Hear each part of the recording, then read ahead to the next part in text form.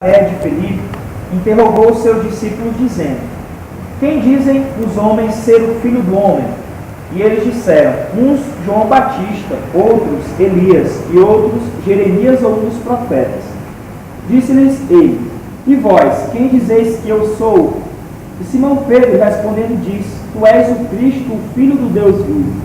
E Jesus respondendo disse-lhe: Bem-aventurado és tu, Simão Bar-Jonas, porque não foi carne e sangue quem te revelou, mas meu Pai que está nos céus. Pois também eu te digo que tu és Pedro, e sobre esta pedra edificarei a minha igreja, e as portas do inferno não prevalecerão contra ela. E eu te darei as chaves do reino dos céus, e tudo que ligares na terra será ligado nos céus, e tudo que desligares na terra será desligado nos céus. Então mandou aos seus discípulos que a ninguém dissessem que ele era o Cristo. Amém? Amém. Irmãos, o que eu queria trazer aqui de introdução, para a gente poder comentar desse texto, apenas para a gente ter uma ideia, é a importância que Jesus dá à igreja. Aqui a gente vê que alguns estudiosos dizem que aqui não existia ainda igreja, que existiu a partir de Atos capítulo 2, outros dizem que já existia, mas o objetivo não é a gente tratar isso. A ideia é dizer que Jesus já falava da sua igreja, já tinha a sua igreja em sua mente, já falava isso para os apóstolos, já ensinava eles em relação à sua igreja. E o que eu queria tratar aqui é o que diz o versículo 16, quando Jesus pergunta, olha, quem vocês acham que eu sou? Ele faz essa pergunta crucial para os apóstolos. E essa pergunta é uma pergunta que define muito quem faz parte e quem não faz parte da igreja de Jesus Cristo. Quer dizer, quem é Jesus para você?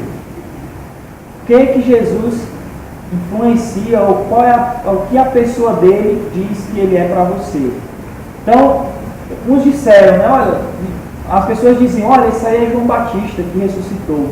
Outros diziam, não, ele é um dos profetas. E Pedro vai lá e ele diz, olha, você é o Cristo, o Filho do Deus vivo. E Jesus vai dizer para Pedro, olha Pedro, não foi carne nem sangue, não foi por você mesmo que você conseguiu dizer isso. Foi obra de Deus já na sua vida, é obra do Pai na sua vida que lhe revelou quem eu sou realmente. Então a gente vê aqui, rapidamente, que Jesus ele é considerado o Filho de Deus vivo. E a igreja tem que ter isso no seu coração, na sua mente, e estar focada nisso. Ela não serve a Jesus que é filho de um Deus morto, ou a um homem que era um profeta, como Maomé, ou como João Batista, ou como qualquer outro. A igreja ela serve a Jesus Cristo, que é o Filho de Deus vivo. É um com o Pai, o Todo-Poderoso Criador dos céus e da terra. E ele é Deus que revela, diz, felizes aqueles a quem isso é revelado. Então, a igreja, só por ter essa consciência que Deus revela, ela já é feliz. Então, nós já temos a felicidade de Deus na nossa vida por reconhecermos que Jesus é o Filho de Deus. Então, como eu falei domingo, como eu falei sábado também, o crente, ele tem que ter a alegria de Deus no coração dele. Por mais que a circunstância esteja ruim, nós nos entristecemos sim.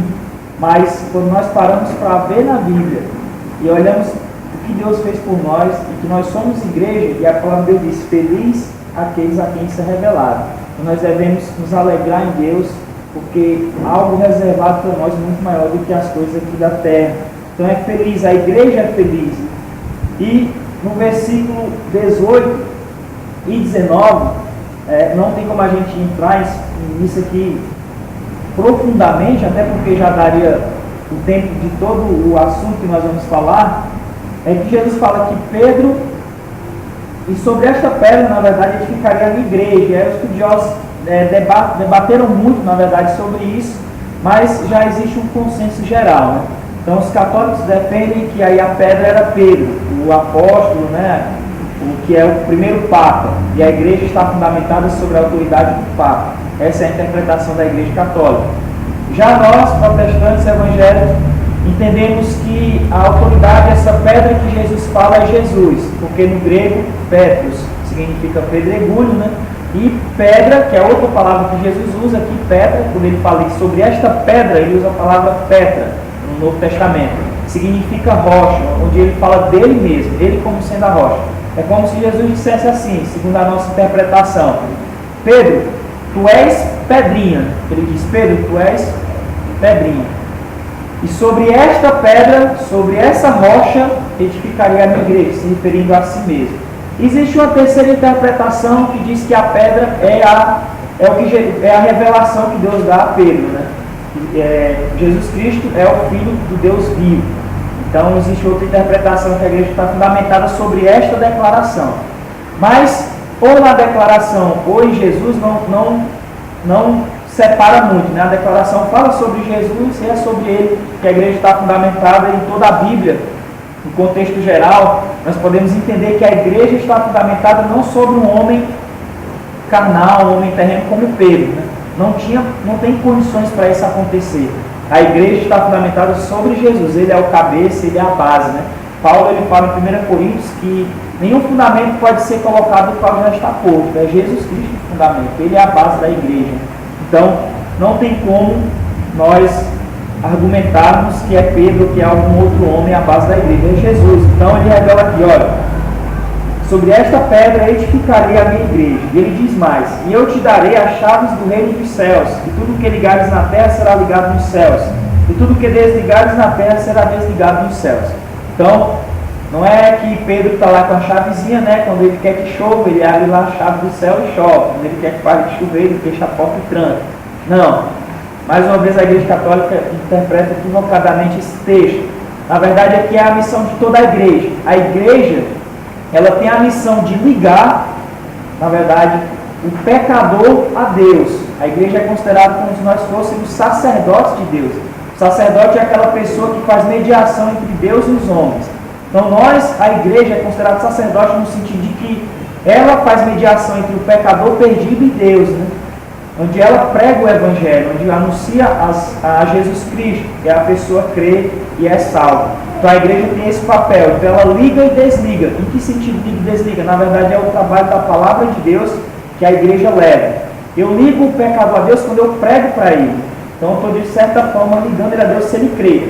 Se ele não crê, rejeitar, então automaticamente ele é desligado, né? Porque ele não tem comunhão com Deus, né? Ele continua na sua condição de pecador. E também em relação à disciplina bíblica, né? Quando alguém se torna um apóstolo da fé e a igreja reconhece, vê essa heresia e essa pessoa ela é desligada, né? É desligada no certo sentido, não faz mais parte do corpo de Cristo. E Deus nos deu essa responsabilidade para fazer isso. Então, o que eu quero dizer com isso, através da borda desse texto? Que a igreja, ela foi instituída por Cristo e ela tem um trabalho primordial na terra, como a gente vê aqui, nesse mundo, e nós fazemos parte disso. E a nossa responsabilidade, ela é muito grande, e a nossa responsabilidade, ela é primordial, para que a obra de Deus, o reino de Deus, seja instaurado na terra. Deus conta com a sua igreja, a qual ele sacrificou por ela. Então, aí nós paramos para pensar e vemos.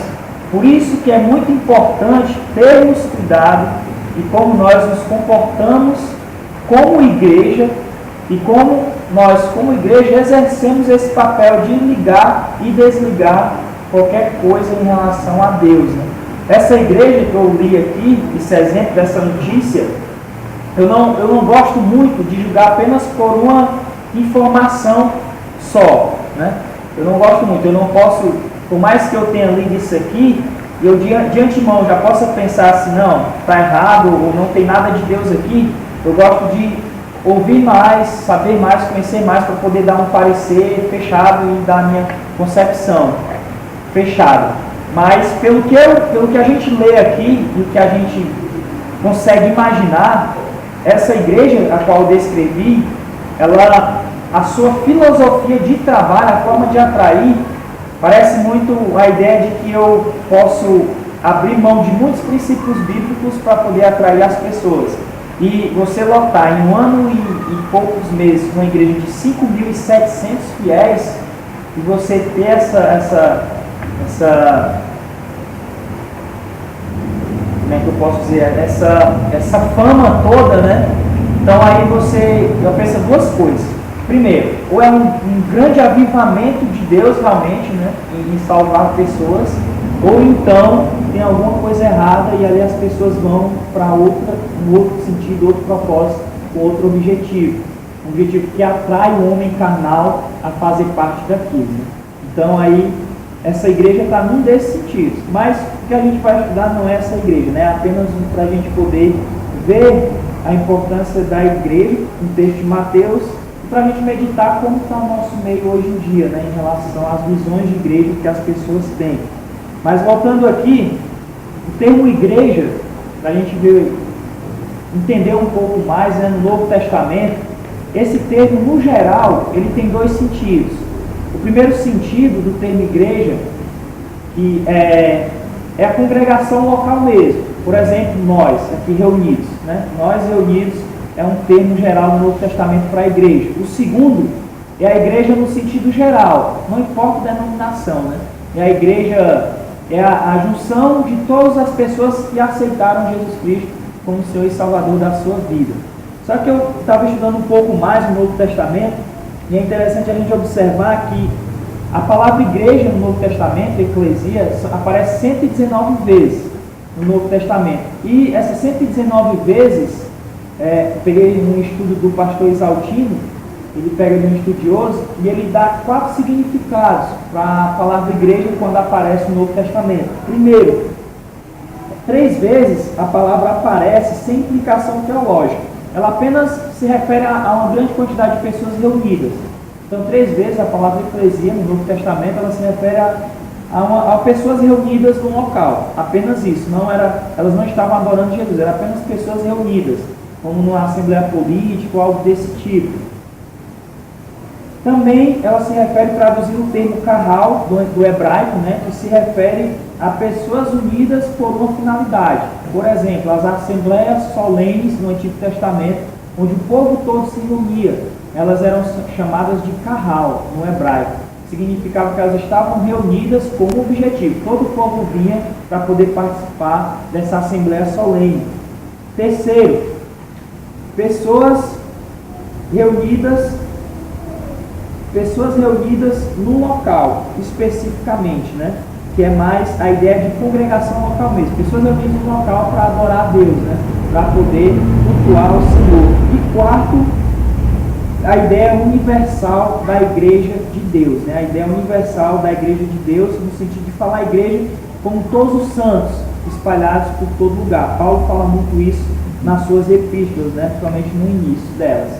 Então, unindo são esses 4 significados, que resumindo, a ideia é essa mesmo. A igreja local, trazendo a palavra no sentido teológico, que os apóstolos e Jesus usou aqui, é a igreja local mesmo, no sentido da congregação local, e a igreja como um todo, todos os crentes em Jesus Cristo. Mas o que eu queria enfatizar aqui é a importância da igreja local, né? A ideia não é falar muito sobre a igreja geral, mas a igreja local, que é o nosso caso, mais especificamente. É no contexto da congregação local que o discípulo se desenvolve, no estudo e na prática da fé do nosso Senhor Jesus Cristo. A gente vê isso muito claro em Efésios. Então vamos abrir em Efésios capítulo 4. A gente vê isso muito claro, né? Acho que os irmãos que acompanharam a exposição de Efésios que o pastor fez, esse texto ainda está quentinho, né, na mente. Efésios capítulo 4, versículo 11 ao versículo 13. Paulo ele fala aí muito claro o objetivo da igreja, a ideia da igreja no sentido de qual o seu objetivo dela, né? A partir do 11 diz, ele mesmo, está falando do Senhor, né? Ele mesmo deu uns para apóstolos e outros para profetas e outros para evangelistas e outros para pastores mestres, querendo o aperfeiçoamento dos santos para a obra do ministério, para a edificação do corpo de Cristo, até que todos cheguem à unidade da fé e ao conhecimento do Filho de Deus, a homem perfeito, à medida da estatura completa de Cristo. O objetivo da igreja, como a gente vê aqui claramente, é esse, o principal, é até que todos nós cheguemos à estatura completa, né? A ser homem completo, à medida da estatura completa de Cristo, chegarmos a ser varões perfeitos, homens e mulheres perfeitos no conhecimento de Cristo. Então o objetivo da igreja é, principal falar, deu uns para apóstolos, profetas, evangelistas, pastores, mestres, e para isso o objetivo é a edificação do corpo, é o crescimento do corpo, para que todos nós cresçamos e nos pareçamos cada vez mais com Jesus. Então esse é o objetivo da igreja local. Esse é o objetivo que nós devemos nos reunir com essa intenção, com essa vontade no nosso coração, tudo que acontecer na igreja deve ser para a edificação do corpo de Cristo, para que nós cada dia mais nos pareçamos com Jesus. Então a igreja ela é de suma importância para nós, né, para cada um. A igreja deve ser esse organismo vivo e dinâmico. E Colossenses 1,13, muitas pessoas falam, né, o termo eclesia no Novo Testamento é chamados para fora. Etimologicamente, o significado da palavra mesmo pode ser que não tenha esse significado, como alguns estudiosos abordam, mas teologicamente, a interpretação da Bíblia realmente é essa, a ideia de igreja. Ou seja, nós somos chamados do mundo para a igreja, nós somos separados, então nós somos chamados para fora do mundo, né? Essa é a ideia da igreja. Em Colossenses 1,13, o apóstolo Paulo ele vai falar, né? Aquele que nos transportou das trevas para a sua maravilhosa luz, né? Ele nos tirou das trevas, cada um de nós saímos de uma situação de trevas para a luz de Cristo. Então, a igreja é isso, né? Essa comunhão, na verdade, essa união de pessoas que saíram das trevas para a luz. E o objetivo é crescermos cada vez mais à semelhança de Jesus Cristo. Então, acho que foi entendido um pouco, né, em relação à igreja, o que é a igreja, o significado e o objetivo da igreja. Agora nós vamos abordar a primeira questão da igreja, né? Bem básico, na verdade, né? Que a igreja é um grupo de companheirismo. A igreja, ela serve, até eu mandei para os meninos pelo WhatsApp, uma ideia que a gente ia tratar hoje, né? Muitas vezes a gente fala de evangelismo na igreja, e realmente evangelismo é muito importante na igreja, é uma das ordens de Jesus para a igreja. Mas uma igreja, ela não se resume somente a evangelismo. Uma igreja, ela tem diversas atribuições e ordenanças que Jesus dá. E a gente vê aqui, né, uma delas é a comunhão. Atos 2,42, a palavra de Deus vai dizer que os apóstolos perseveravam na doutrina dos apóstolos e na comunhão, no partir do pão e nas orações. Então, uma igreja, ela tem que ter comunhão. Ela tem que ter, entre os seus membros, tem que existir a comunhão. Não se pode existir uma igreja sadia e verdadeira onde viva briga direta em todo momento. Onde um não fala com o outro, onde um não quer olhar para a cara do outro, onde uma pessoa não quer se relacionar com outra pessoa. Então, uma igreja, ela obrigatoriamente tem que existir comunhão nessa igreja. É um dos pontos básicos para que exista na igreja, é a comunhão. Então, não tem lugar, não tem espaço numa igreja para contendas, dissensões, brigas e mais coisas desse tipo. Outra coisa é o amor mútuo. Esse texto eu quero ler porque ele retrata muito bem o que nós devemos fazer, o sentimento. É Romanos capítulo 15.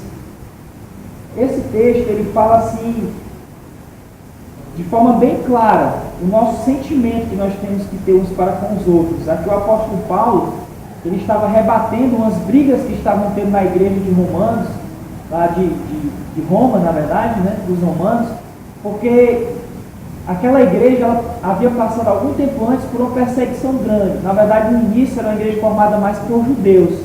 E teve uma perseguição aos judeus, onde eles abandonaram aquela igreja e ficou a maior parte gentil. E depois que passou a perseguição, alguns judeus voltaram, e quando eles voltaram, a igreja não era a maioria judeu, era a maioria gentil. E aí começou a ter algumas discussões, porque uns comiam carne, outros não comiam, né? Uns faziam diferença de dias, outros não. E o apóstolo Paulo, sabendo daquelas brigas que estavam tendo naquela igreja, por isso ele escreve para a igreja, por isso também, na verdade, ele escreve para aquela igreja. E em Romanos capítulo 15, ele fala de forma, na verdade, Deus inspirando ele, né, fala aqui de forma clara o sentimento que nós devemos ter. 15, 1 ao 3. Mas nós que somos fortes devemos suportar as fraquezas dos fracos e não agradar a nós mesmos. Portanto, cada um de nós agrade ao seu próximo no que é bom para a edificação. Porque também Cristo não agradou a si mesmo, mas como está escrito, sobre mim caíram as injúrias dos que te injuriavam. Então, irmãos, essas brigas, essas dissensões que estavam tendo na igreja, pelo que comer, o que não comer, guardar esse dia ou guardar esse, estava trazendo males para a igreja. O apóstolo Paulo escreve e diz, olha pessoal, vocês estão brigando, estão aí discutindo por coisa tola às vezes. Então, aqueles que se julgam mais fortes, vocês que têm um conhecimento mais da palavra, vocês que se julgam mais fortes, vocês que têm mais maturidade, entendam. Jesus, ele tem um sentimento semelhante ao de Jesus. Ele, como diz aqui no versículo 3, não agradou a si mesmo. Porque muitas vezes, irmãos, nós queremos agradar a nós mesmos no sentido da seguinte forma: eu tenho uma concepção X e eu quero que essa minha visão ela seja cumprida. Porém, para mim fazer isso ser cumprido, eu acabo ocasionando contendas contra as pessoas e discussões, e, enfim, eu vou contra o meu irmão, porque eu não concordo com algo específico que ele está fazendo, mas aquilo que ele não está fazendo não é algo que vai trazer males, é apenas uma visão minha, não no sentido de que é uma coisa antibíblica, porque se for antibíblico temos que falar, temos que ir contra, realmente nós temos que falar a verdade, não é nesse sentido, é no sentido de algo que não é algo que esteja fugindo da Bíblia ou da palavra de Deus. Então o apóstolo Paulo diz aqui, olha, não agrade a si mesmo, não busque agradar a si mesmo. Se for para o bem da igreja, é melhor termos comunhão do que ocasionar algo que desagrade a igreja. Um exemplo que a gente pode dizer, por exemplo, houve-se uma discussão durante a Assembleia, e aqui a igreja, graças a Deus, durante as Assembleias, eu ainda não vi uma igreja igual a essa, durante as Assembleias. Deus tem abençoado realmente essa igreja, dando muita maturidade quando se trata nas Assembleias, pelo menos no tempo que eu estou aqui, um ano, eu ainda não vi nenhuma discussão, nada sobre isso, por besteira. Teve-se uma discussão, a ponto de se levantarem pessoas e discutirem mesmo, e a flor da pele, e decidir qual cor vai pintar as janelas e as portas da igreja. Uns queriam uma cor, outros queriam outra cor, e aí levantaram-se, ficava vermelha mesmo assim, e falando que tem que ser dessa cor, porque isso. E aí você vê aqui o que Paulo diz, olha, por favor, pelo amor de Deus, pouca coisa vocês já entram logo numa discussão. Talvez Paulo fosse escrever, eu tivesse lá e dizer, irmãos, eu vou ter que tratar vocês não como as espirituais, mas como as carnais, como a meninos em Cristo, porque brigando por coisa tola dessa, Então muitas vezes o crente maduro, ele tem que abrir mão de algumas coisas que não vai edificar, que não vai mudar em nada, isso aqui e tal, não sei, algo desse tipo, para o bem da igreja, para o bem da comunhão do corpo de Cristo. Isso tem que ser um dos alvos da igreja, a comunhão do corpo de Cristo. Quanto mais nós tivermos comunhão, nós estamos nos parecendo com Cristo. Então, considerar-se iguais e se amarem mutuamente, isso faz parte da comunhão. Eu considerar igual com o irmão, não é porque eu tenho um status na sociedade maior do que alguém, eu vou me achar melhor, vou me achar maior, não vou querer me envolver ou algo desse tipo. Eu tenho que me considerar igual. Nós servimos ao mesmo Senhor. Nós somos escravos de Cristo, branco, preto, homem, mulher, rico, pobre, não importa. Somos todos escravos de Cristo, somos iguais. E temos que nos amar mutuamente, Não é amar só aquela pessoa com quem eu converso todo dia, é meu amigo, é meu irmão em Cristo que eu sou mais chegado. Não, todos os irmãos nós devemos amar uns aos outros. Segundo, a igreja é um corpo. 1 Coríntios 12, vamos abrir lá 1 Coríntios 12, versículo 12 ao 27. É um texto grande, mas nesse texto Paulo trabalha muito bem. Ele faz muito bem a analogia da igreja com o corpo, com o corpo de Cristo. E eu queria abordar algumas coisas aqui. Primeiro, desse texto, que existem diferentes membros. Para se ter comunhão e para a igreja conseguir conviver de forma pacificadora, nós temos que entender isso. Nós somos um corpo e que no corpo tem diferentes membros. É como Paulo diz aqui, porque também não é um só membro, mas muitos. E se o pé disser, no versículo 14 já, 14 e 15, se o pé disser, porque não sou mão, não sou do corpo, não será por isso do corpo? E se a orelha disser, porque não sou olho, não sou do corpo, não será por isso do corpo? Se todo o corpo fosse olho, onde estaria o ouvido? E se todo fosse ouvido, onde estaria o olfato? Mas agora Deus colocou os membros do corpo, cada um deles como quis. Então, irmãos, essa é uma obra de Deus.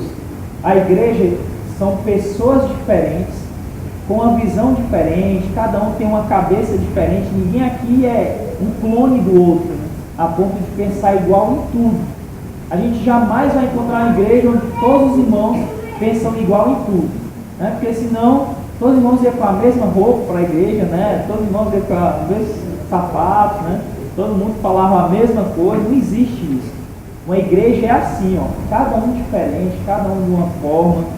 E isso é o que gera para a igreja crescimento, né?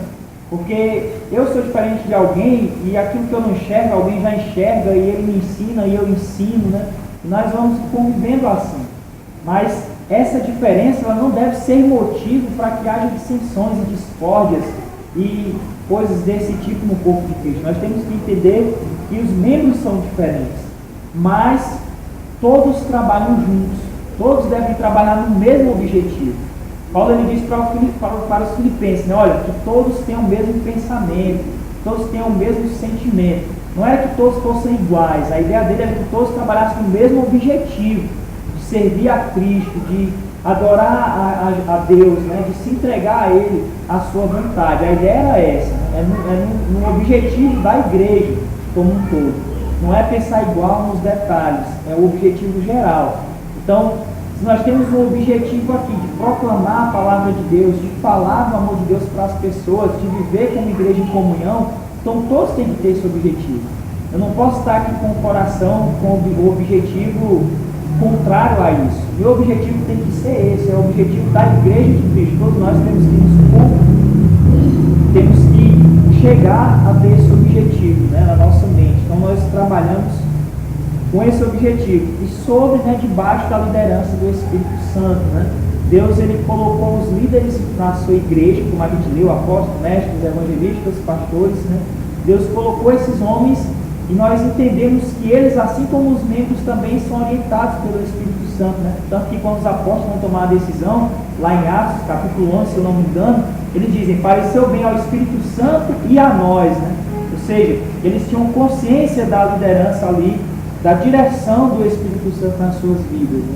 Assim também nós devemos ter essa consciência e entregar isso a Deus, né? Uma coisa que eu acho muito interessante, que eu uso como exemplo para isso, é o meu trabalho, que é o trabalho que a gente exerce na Limbasa. Cada um de uma igreja diferente, jovem, e cada um um pensamento diferente. Muitas vezes nós entramos em discussões, não no sentido de briga, mas discussões em relação ao assunto. Eu penso diferente, alguém pensa de outro. E a gente ali naquela conversa, a gente entra no consenso. E nós tomamos uma atitude que seria a seguinte, olha, o que nós decidirmos, não importa se eu estava contrário, eu vou abraçar aquilo e fazer aquilo acontecer da mesma forma. E pela graça de Deus, nós temos conseguido fazer dessa forma, e a experiência tem sido maravilhosa na nossa vida. Então, essa é a ideia, né? A ideia é trabalhar dessa forma, no corpo. Por último, a igreja é um templo espiritual. Então, o templo dos judeus no Antigo Testamento, ele foi construído com elementos materiais, pedra, madeira, cortina, né, etc. A palavra de Deus fala isso muito no Antigo Testamento. Mas a igreja de Deus é um templo espiritual, né? Nós formamos o templo espiritual de Deus. Vamos ler 1 Pedro, capítulo 2, versículo 5. 1 Pedro 2, versículo 5. Diz assim, vós também, como pedras vivas, sois edificados casa espiritual e sacerdócio santo, para oferecer sacrifícios espirituais agradáveis a Deus por Jesus Cristo. Então, irmãos, a igreja é esse templo, nós somos isso. E igreja, isso é muito falado, né? O irmão Ribeiro até, inclusive, ele fala bastante, né? A igreja não é o templo, né? São as pessoas, né? Então, o pastor até fala, né? Eu digo casa de oração, né? Então, nós temos essa concepção, né? Nós temos essa ideia, porque é bíblica realmente. Mas nós temos que entender uma coisa também muito importante. Igreja também não sou eu individualmente. Em nenhum momento do Novo Testamento, o termo igreja se aplica a uma pessoa sozinha, individual. Igreja é sempre na reunião das pessoas. Tipo, nós aqui agora somos igreja.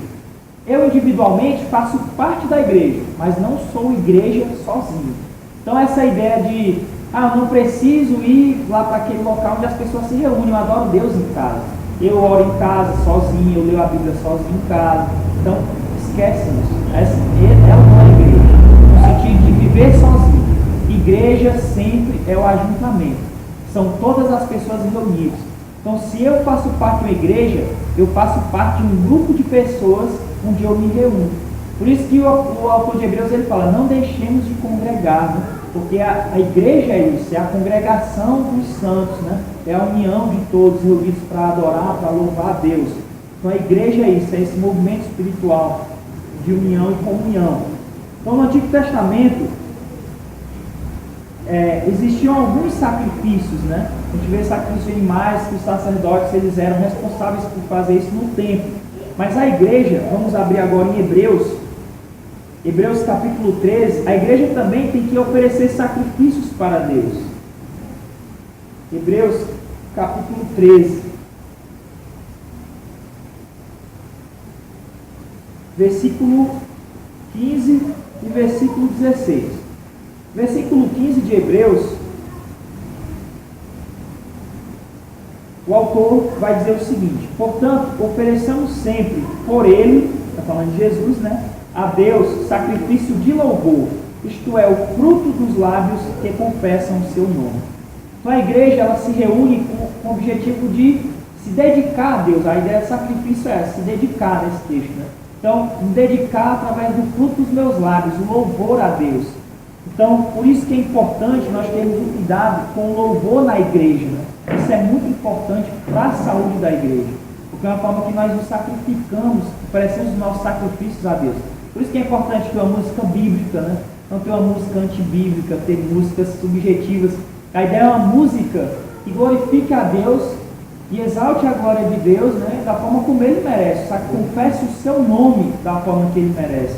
Por isso que a irmã Silene e os ministros têm uma responsabilidade grande sobre eles, né? Está liderando, está organizando o louvor. Essa é uma grande responsabilidade para eles. Isso é uma forma da igreja sacrificar a Deus, né? Oferecer seus sacrifícios para Deus. E toda a igreja deve louvar, né? Então, não é só o ministério, os irmãos que estão lá louvando na frente, não. Toda a igreja, todos os membros devem abrir sua boca, é o fruto dos lábios, como o autor de Hebreus diz, né?